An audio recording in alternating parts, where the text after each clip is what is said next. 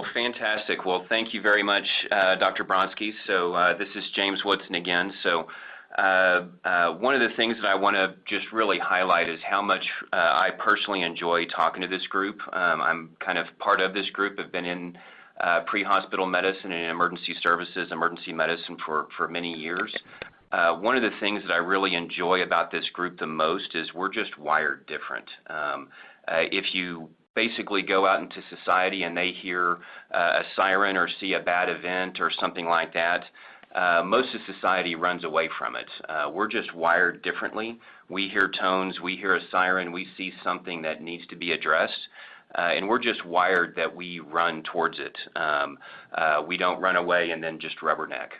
And so one of the things that I really want to compliment Dr. Bronsky and the Colorado Springs teams across the board is together we saw this problem. They saw Pulsera addressing this problem, and we've had the honor of really working with this amazing team there to really help roll up our sleeves and address the problem. When we look at the implications across healthcare, this is big. This is bigger than a lot of the other things that have a term crisis or epidemic behind them. And so we are full speed ahead trying to address this problem in a very comprehensive way. So for that, what I would like to do is answer a few questions. Awesome. Thank you, James, and thank you, Stein, too. This has been a really educational presentation from both of you, and we've got a lot of questions already queued up from the audience that reflects that. One of the first things people have been asking about in the Q&A is money. What's the cost to the EMS system and to the ER, and how does Pulsera make your profit off of this product that does such good for the community? That's a fantastic question. So, and I'm glad that was asked because a lot of this may not make sense, especially in healthcare, but this is a great business question. It's a go-to-market strategy question, more or less, which is a huge part of it. So if you look at modern platforms, they basically bring immense value to the platform before they start to monetize it. So what do I mean by that? There's a huge problem with solving a chicken and egg problem of how can you get this thing started in a region. The other thing is once it's started, if you're nickel and diming all partners, et cetera, you can't grow the platform quickly. And so what you do is you basically eliminate a lot of the complexity out of the system and bring immense value. So from a technology standpoint, a pre-hospital electronic notification is really the most simple thing that we do. That's the pre-hospital alert and receiving that at the hospital and a bidirectional communication there. But that brings immense value to the platform and allows us the opportunity to provide that instant feedback to EMS. The more complicated, both to install and to support, is the hospital component of it. That's also where the monetary value is, and so all pre-hospital communication currently is free, not just to EMS but to the hospital. But where we make money, which we have to make money or we can't provide this service, we have to be able to monetize it in some way or we can't keep the doors open. Where we make the money is basically selling the STEMI or stroke or other solutions within the platform to the hospitals. And so all the complexities that we were describing is very difficult to patch together that system. That's what we've solved for them, so there's significant value for them to pay for that. So that's how we make money in the system and keep the doors open. All right, thanks for clearing that up.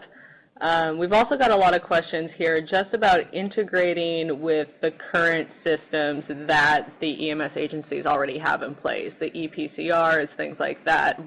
How does Pulsera integrate with the platforms that are already being used in a system? Perfect. So there's a couple of answers. The first is exactly what it is that we're doing. So most of the stuff that we're doing is communication, and so we're replacing the oral tradition. So all the work and effort that you used to do to say something into vapor and it not get recorded anywhere, that's our focus is that initially. That being said, that does generate and convert communication into data. And so we are built in such a way that we can integrate with anything really. So we're looking at the EPCR or pre-hospital EHRs, as well as on the hospital side, the electronic medical records on that end, as well as devices, and start to fill in the blanks, data repositories, all of those type of things. And so we're built in such a way that we can integrate with all of those. But as Stein was describing his system, as Dr. Bronsky was describing his system, you're 40-plus EMS agencies, 4 or 5 hospitals. How can you flip a switch when integration is required? And they each have a different system. That makes it where you can't spin up a system instantly within a region. And if the integration breaks down, what happens to the system? Does your critical care communications break down? So we built with a philosophy of it has to have instant value out of the box. Integrations are a value add. We are currently working with and talking to various entities about integrations, not just with the pre-hospital systems, but with the hospital systems as well. All right. And where does the data live? Is it cloud-based? Do we have to have massive server investments? What's going on there? Yes. So this is a cloud SaaS platform. So the data is stored in the cloud. Our customers have 24/7, 365 to that data. It's their data. So they have full access to it. There's no additional hardware costs or anything like that. So basically you just need access to the internet, a web browser, and your secured login credentials. All right, that transitions me actually really nicely into this next question. One of the common complaints that we're hearing kind of out in the field is all of the different logins for these different accounts that providers have to have, and remembering a different password for whatever kind of platform you're logging into. Does Pulsera have any kind of single sign-on solution to mitigate that? Yeah, great question. So it's also the number one question our client support customer service gets as well. The number one thing is forgetting your username and passwords when you have so many out there. So for those of you that don't know what single sign-on, there's various other versions of it as well. That's basically where your organization can have a single login for all of their approved applications. So that is something that we have an integration point for. We can do that. We have not done it yet, but that is something that is known and we're actively working towards. All right, great.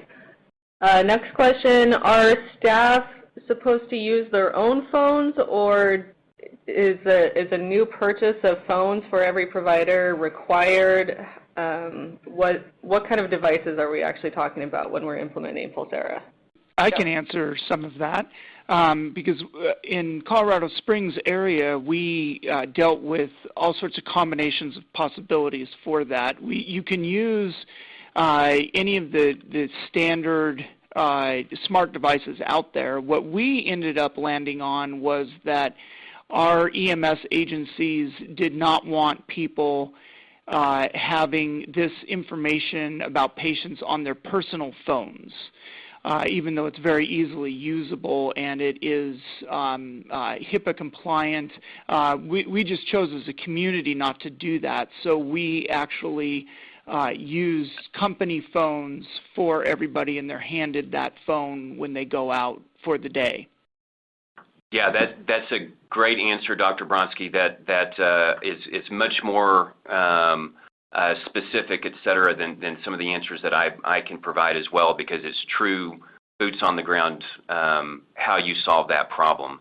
I'll say one other thing kind of a different way as well, which is on the EMS side, they can actually use a web browser version, so they can use their Toughbook or whatever. If it has Chrome or Safari, they can use a Toughbook, so there's no mobile technology devices. On the EMS side as well, they can use a bring your own device. It is fully HIPAA compliant. Nothing is stored on the device, so there'd never be a reason for a court to subpoena it, or you need to remote wipe it, because literally nothing's stored on the device.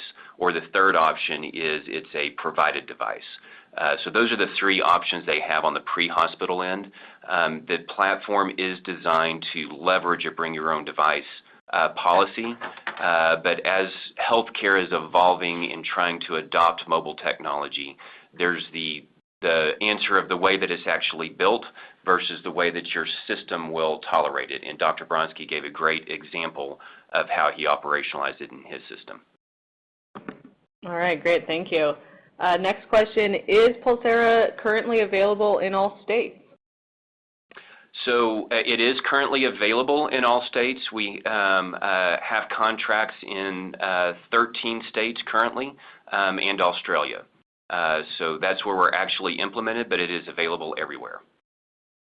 All right, thank you. And we've got some other specific questions about people wanting to know the process, how to input data, or asking, specific cost estimates for their system. Those are questions that, James, I understand you and your team will be able to answer offline. So if we don't get to your question today in this Q&A session, stay tuned for an email from Pulsera. They'll be following up with you to answer those specific questions for you guys. Next, I'm going to jump to this question. How much time does it take the ED to enter all of the information into Pulsera so that it's not redundant with the other documentation systems that they already have? Well, from our experience, when the information comes from the field, there is practically nothing for the emergency department to do.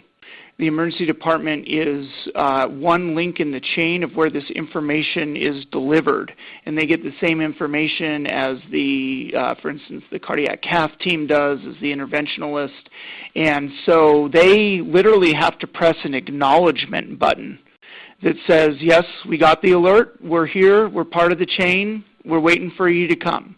And so all the information has already been put in from the field. They can add some things along the way if they would like, but it takes no work at all.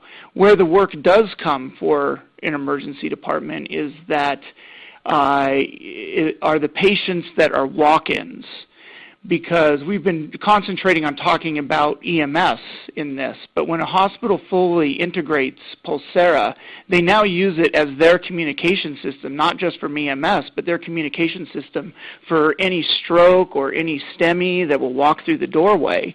And so if they do come through the triage area, then a nurse or a tech or somebody has to be assigned to be able to feed in that information that EMS would feed in. And it takes about, I would say, a minute to feed the information in.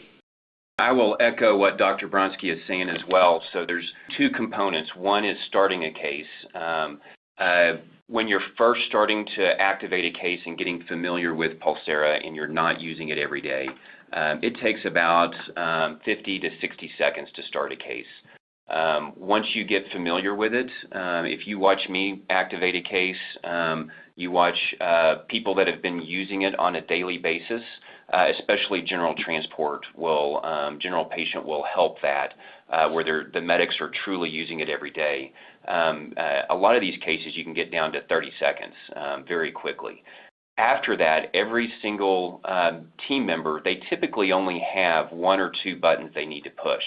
And so when you see the demo video and watch that, there's a lot of buttons flying around. But when you divide it up to my job, I used to have to pick up a phone and make these phone calls and sit on hold and keep ringing and all that stuff.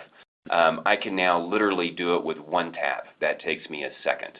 And so when you divide up the jobs among all the team members, everybody has one or two taps they need to do, is the way a typical system is designed. A really fun thing to do when we come to your site, which we're happy to do. If you guys have questions and want to know what it would look like in your system, we can come to your site, do a demo and walk through and that kind of stuff. A fun exercise, honestly, is to sit around and have them describe their system and write on a board how long it takes them to do just that communication piece. And then they get their turn with the Pulsera app and they hit one button. They're like, oh my goodness, this saves a ton of time. So this is communication, not the documentation.